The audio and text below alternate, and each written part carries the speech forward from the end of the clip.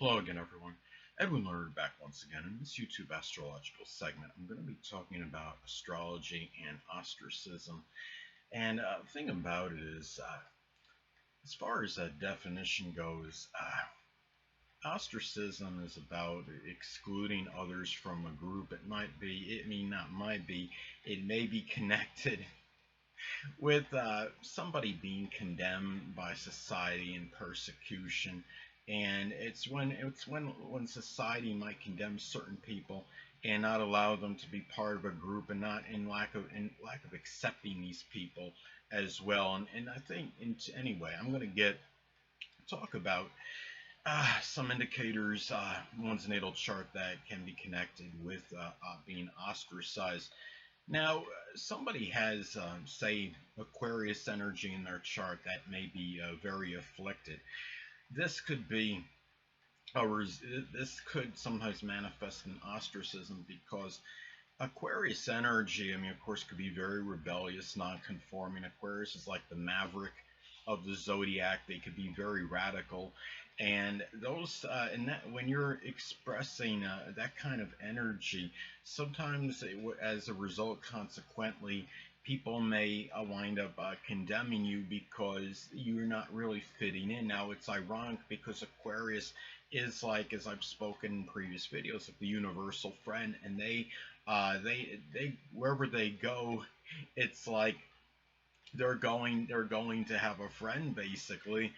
But at the same time, Aquarius can sometimes their behavior may actually repel others, and they might feel some condemnation by others from groups or what have you as a result of that. Now, another thing too is when you're looking at some other indicators can be, let's say, if somebody has, I mean, you're talking about the three main proponents in the chart as far as an individual goes: the sun, ascendant, and moon.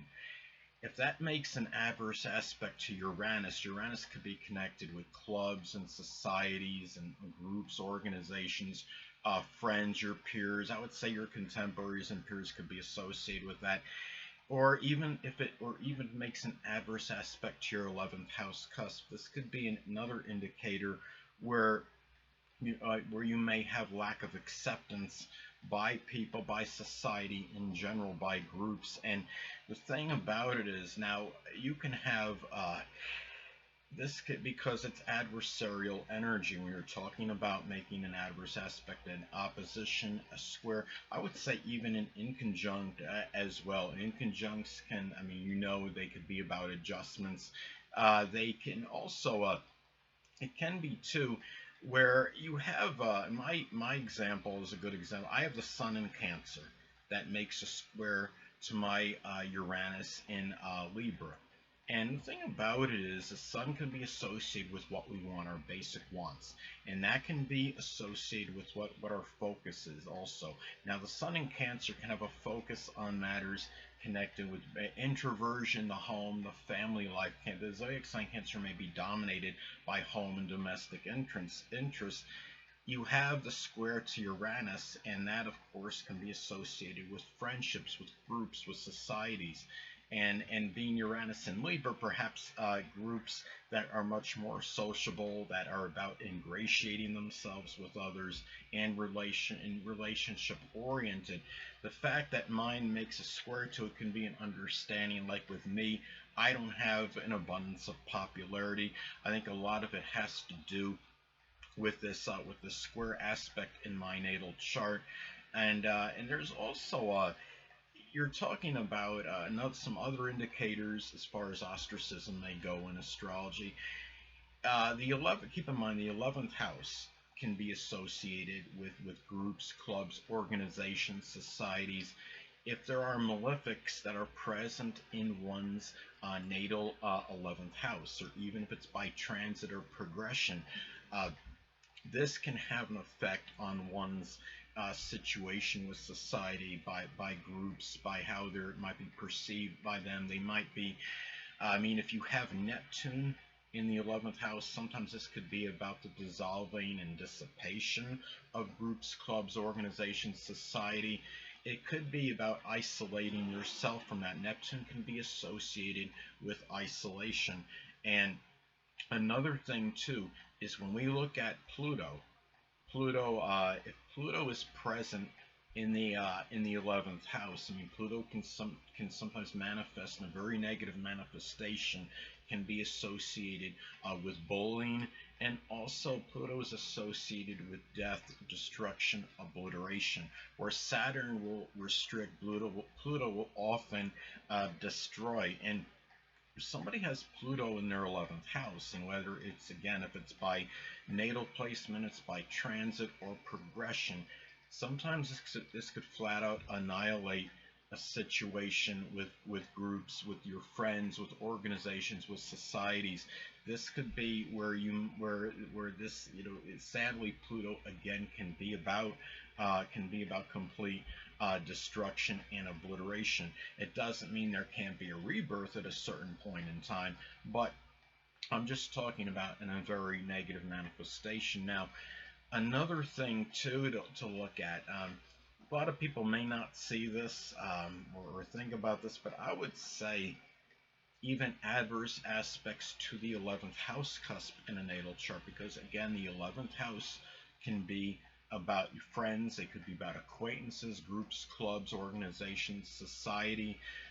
Um, my example could be very good because I talked to you before about my sun in Cancer making a square to my natal Uranus, which of course is not the best aspect to have in terms of having, whether it's acceptance by society. People might see me as overly introverted and introspective, and that could be why I haven't really had much of a chance to opportunities to make a lot of friends. I might feel some persecution as a result.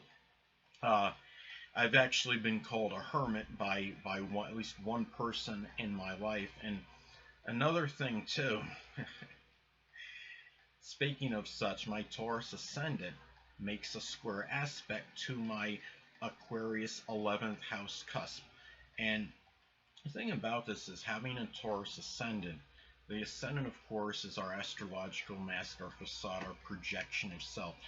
What I project and qualities I'm expressing very readily, very naturally, are ones of stability, somewhat monotonous, being very predictable. And you're talking about that could conflict with that Aquarius 11th house cusp energy, because the friends that I might attract, the society that I'm bringing in or what have you, that I seem to be more connected with, can be people that are more unorthodox, unpredictable, innovative, reforming. Taurus rising generally is very, I mean, they can be very stagnant. They're not really so much about progression. They're satisfied with the status quo. They're very predictable, as I stated before, very orthodox in their expression. And the fact is, part of my difficulty could be the friendships, the society that I have this conflict with are ones that are more about social networking, that are about going out to groups, to getting involved with clubs and doing things more where a lot of people congregate in groups. Those are the kind of friends that I seem to connect with. And what happens is, as a result, you have that conflict with the Taurus ascendant squaring that. I think what it is too, a number of my friends are more future oriented.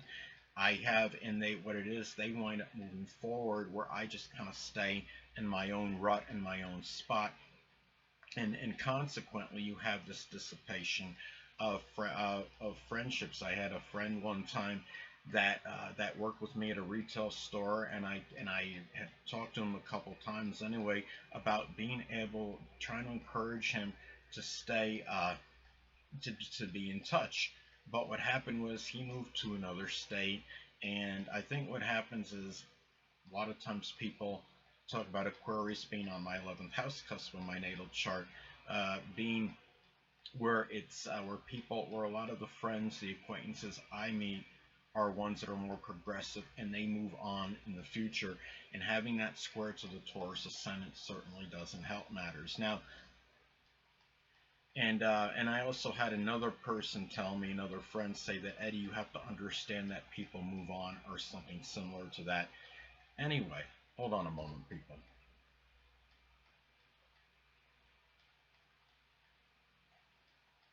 Sorry about that, I'm back. But there's other indicators in a chart for this. Thing is, too, we have to understand, too, that there's also house rulers can play a role.